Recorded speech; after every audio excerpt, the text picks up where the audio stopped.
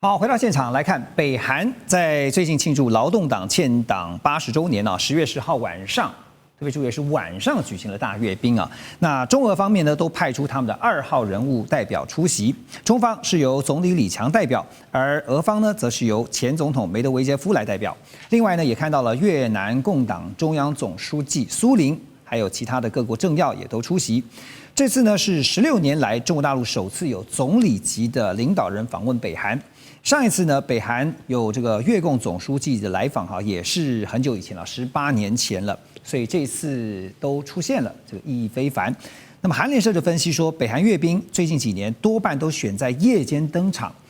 因为呢，目的是要展示日益精进的弹道飞弹，还有军事硬体设备。好，先来看哈，这次阅兵包括了中俄越3国，都算是睽违10几年之后，这个罕见的派出了高层参加哈。怎么分析这场阅兵背后的政治信号，黄老师？当然啦，因为逢5逢10嘛，建党大日子，建党80周年当然是大日子。那逢5逢10，以现在的国际形势啊，其实北韩的朋友真的也不多了啊，他自己的有很多行为。即使不是西方自由社会的，或者是西方的盟邦的国家，是比较边缘的国家也不一定喜欢跟他站队摆在一起，尤其是金氏王朝本来就很难预测。那这次刚好建党80周年，再加上国际形势的变化，不管怎么说，虽然我不认为有一个真正的一个联盟存在，但是中国、俄罗斯、伊朗、北韩。确实是经常在一起互通声气，也是有啊。北韩还派兵去支援俄罗斯这个，所以我觉得中国这次派李强总理去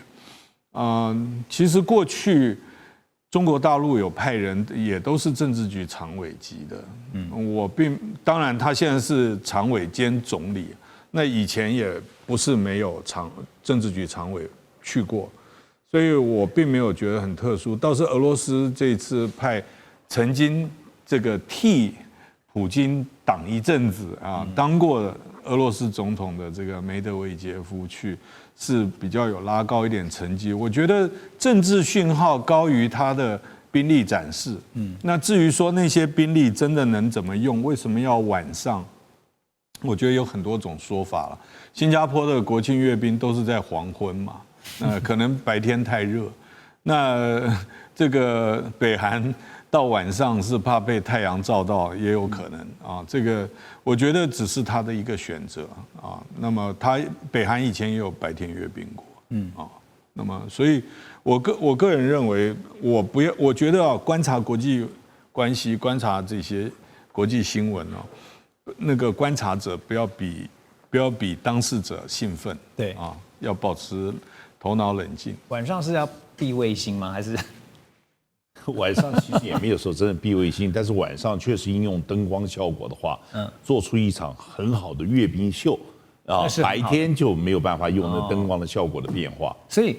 我进一步请教您哈，因为这次看到在北韩的阅兵，大家认为重头戏就是北韩秀出他们新型的洲际弹道飞弹火星20那火星20呢，它这个资料上面是想说。它是采用高推力固体燃料引擎跟碳纤维复合材料，然后具有多弹头独立瞄准的能力，它的射程超过了1万公里因此呢，朝中社也形容说，这个飞弹是最强的核子战略武器。所以怎么看火星20的威胁性呢？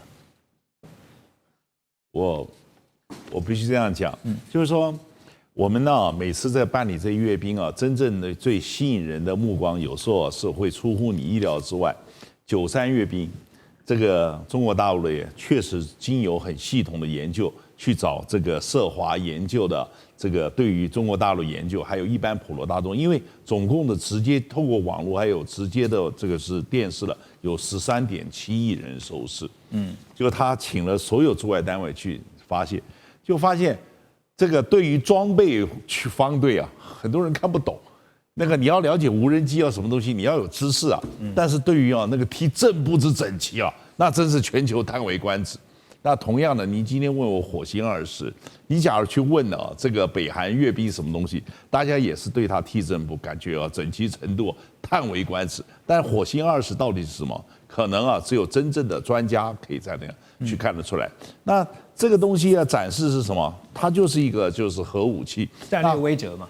对，但是很多人认为说是他是接受这个就是俄罗斯的技术，我觉得这是低估了北朝鲜自己本身呢，就是说自主研发的能力。我们其实看一看中国的朝鲜组织中人才辈出，有很多人事实上在数理还有艺术上面都有很这个就是说高超的表现，而且确实。人家在那边要励精图治这样子做出来，我觉得有很多东西不要说是动不动就扯了，认为说是莫斯科让渡什么东西给他。那在这个状况之下，我觉得判断这个事情他摆明的态度是很明显。第一，他小，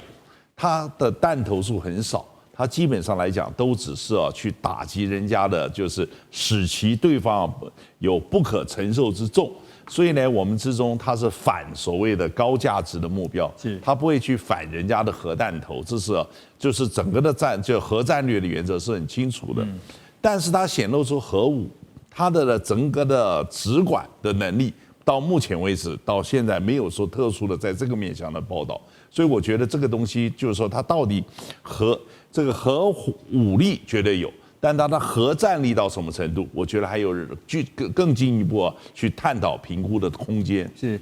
即便就是说站在北韩的角度来思考，即便我的核战力没有想象中如外界想象，或者说这个事实中的强，可是起码它造成混乱或造成恐惧，就达成它的效果了。没，它有一定的程度，只是问题是，就是说它有没有让人家觉得如芒刺在背？我觉得其实还没有到那个程度。而且您可以注意到，其实北京以前是非常的明确的、旗帜鲜明的反对它拥有核武器。最近突然这个议题一下消失了，对，所以我就觉得大家今天要去思索这个国际的情势，确实有在一些很微妙的变化。是，所以这次大家也特别关注到，就是说金正恩跟李强两人的会面啊。李强有表示说，中方愿与朝方呢加强高层交流和战略沟通，来维持两国传统的友好合作关系啊，是坚定不移的象征。那这个